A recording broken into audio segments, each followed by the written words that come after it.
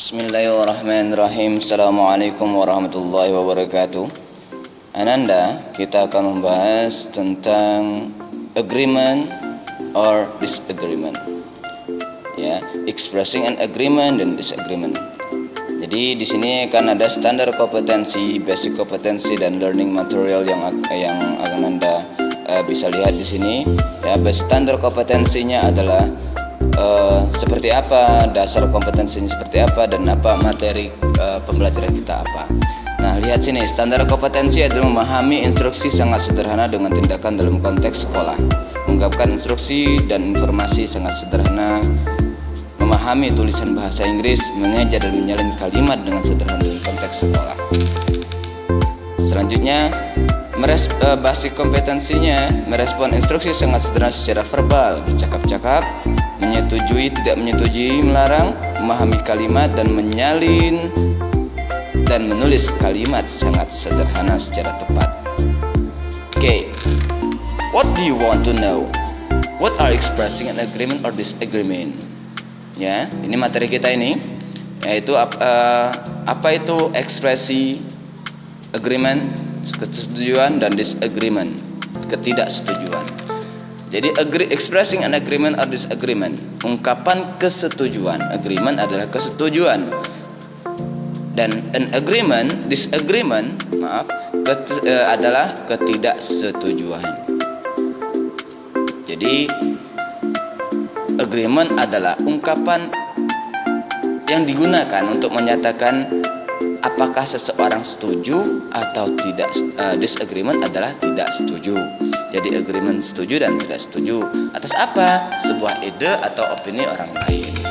Ungkapan setuju nih, ini adalah contoh yang Ustadz berikan kepada Ananda agar Ananda tahu maksudnya setuju. I agree with her opinion. I can go along with that. I think so. That's what I want to say. Ya, ini disagreement, ungkapan tidak setuju, yaitu I disagree with you. I don't think so. I wouldn't say that. I can go along with you. Nah, ini adalah ungkapan ketidaksetujuan, berarti atas ide seseorang, ya, ajakan seseorang, kita mau setuju atau tidak setuju, itu adalah hak kita. Dan kalau Ananda tidak setuju, ya, Ananda tinggal mengungkapkan I can't, saya tidak bisa, atau I don't think, atau I disagree. Ya, kalau setuju ya katakan I agree, I follow, I'm following, dan lain sebagainya. Okay, question. Ya, lihat ini latihan untuk Ananda. I think this picture is more attractive than hers. That what I want to say. The word bold type mean. Nah, kata yang ada dihitamkan itu artinya. Nah, jadi di sini Ananda dituntut untuk memahami kalimat. Karena kalau tidak memahami kalimat, maka kita tidak akan tahu itu adalah ekspresi setuju atau tidak setuju. Jadi dalam materi ini Ananda dituntut untuk banyak dan memperbanyak kosakata. Maka dari itu Ananda harus paham dulu soalnya seperti apa. Karena ketika satu soal Ananda tidak paham, Ananda tidak akan bisa menjawab soal tersebut. Bagaimana Ananda bisa menjawab sebuah pertanyaan toh Ananda saja tidak mengerti pertanyaan tersebut? Intinya seperti itu. Oke, Ananda sekalian. Nah, di sini bagaimana Ananda dituntut untuk bisa mengetahui how to express your agreement and how to express your disagreement.